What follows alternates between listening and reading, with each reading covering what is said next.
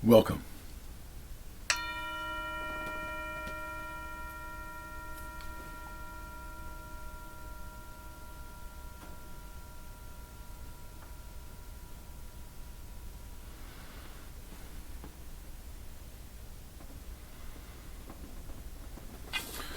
Welcome to Touching the Edge. Thank you so much for joining today. Thank you for being part of this process of supporting me in finding that inner knowing that allows me to find my own path. And I want to encourage you to do the same. I want to say to you that because we're a circle, we're a healing circle, and there's no head to the circle. Each one of us is leading the circle. Each one of us has a vantage point that can support the others. And I want to suggest to me, this is my own perception, that, and again, perception is not reality. When we recognize that perception is not reality, then we can have deeply held perceptions that we are fully committed to and allow other people to have their perception as well. There's a great story, Rashomon, that's told from the perspective of everyone in the story, each one from their own particular angle, and that's what life is. It's like looking at things like World War II or any conflict where each group finds themselves as being the one who's in the right. And so what I'm suggesting in realizing that perception is not reality, we allow ourselves to be powerful and allow other people to be powerful at the same time. Remember, feeling right, let's just say you're 99% right. It's hard to get more right than that.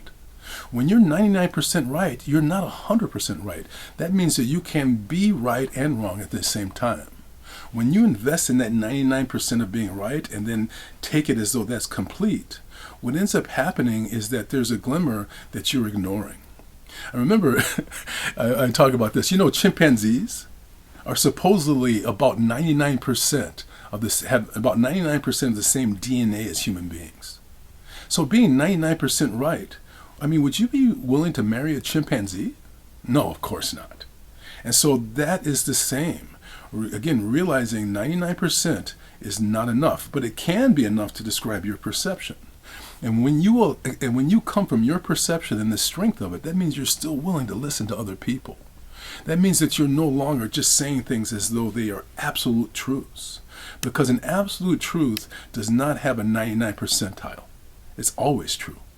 And so I want to encourage you to allow the people around you to have their perception. Because when you do, you step into a deeper knowing of yourself. You end up not pretending with yourself that you're 100% right. And in that deeper knowing, you can find that path of power. So I want to ask you, how are you coming to a deeper knowing? What are you doing to get in contact with your intuition? What is the difference between intuition and conscience? Let's be in contact with these questions and support each other in the illumination. I'm going to ring the bell. I'm going to ask you to listen carefully. Here we go.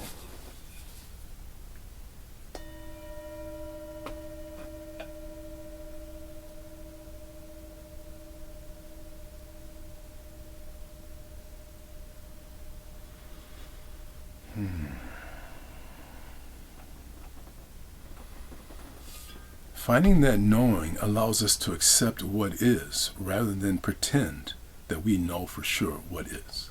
I bring my hands together and I bow to you. Thank you so much for joining. Please be a part of the conversation and have a wonderful day.